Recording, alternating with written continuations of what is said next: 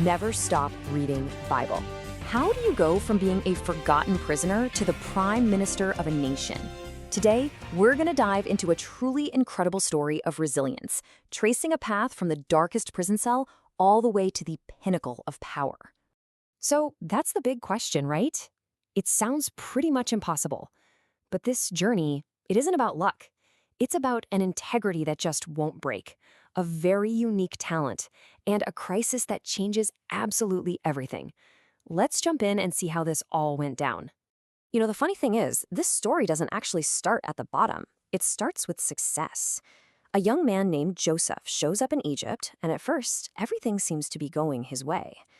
But that success, it's built on some dangerously fragile ground. So, Joseph, he quickly proves he is way more than just a servant. He becomes the totally trusted head of the household for a big-shot official named Potiphar. I mean, thanks to his sheer competence and character, everything is put under his charge. He's earned complete trust, and he is absolutely thriving. So where did it all go wrong? Well, the crazy part is, it wasn't a mistake he made. Actually, it was a complete opposite. It was an act of integrity.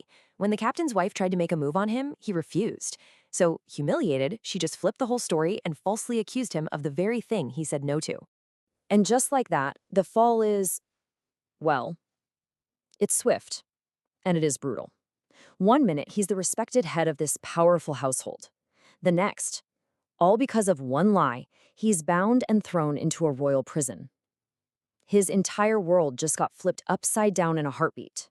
But here's the thing, and this is so important. You can change someone's situation, but you can't just change who a person is on the inside. Even in a place like a prison, Joseph's integrity, his leadership, it just couldn't be hidden. And before you know it, he'd earned the trust of the warden and was put in charge of the other prisoners. Okay, so inside that prison, you start to see this little flicker of hope. A unique skill, one that had actually caused him a lot of trouble before, now becomes a potential key to his freedom. And get this, his new cellmates aren't your average criminals. They're the pharaoh's own chief cupbearer and chief baker who had just fallen out of favor.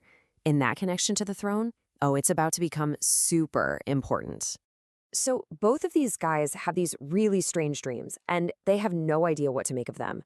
Joseph steps in and interprets them with just stunning accuracy.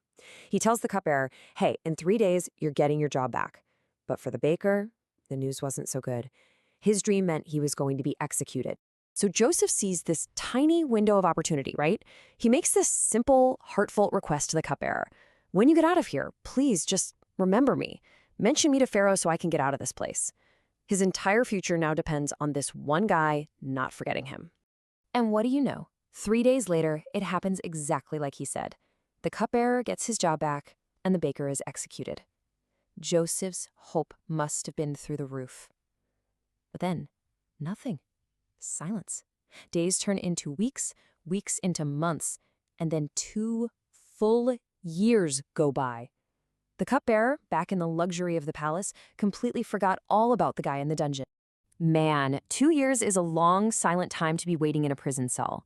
But then, a national crisis hits, and it becomes the unlikely spark for one of the most dramatic promotions in history. Now, the pharaoh himself, the ruler of all of Egypt, has these 2 really unsettling dreams. He calls in all the wise men, the magicians, the best minds in the entire kingdom, and crickets.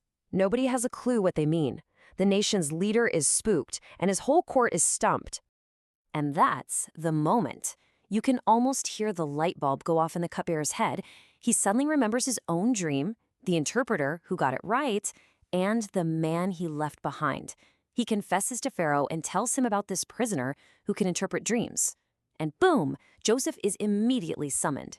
So imagine this. You're pulled straight out of a dungeon, and now you're standing in front of the most powerful man in the world. Joseph doesn't even blink. He explains that the dream is a direct message about Egypt's future. First, there will be 7 years of incredible, unbelievable abundance. But, and this is a huge but, that's followed by a really scary warning. After those years of plenty will come 7 years of a devastating famine. A famine so bad, it would make everyone forget the good times ever even happened. Okay, and this right here, this is what makes Joseph a total game changer.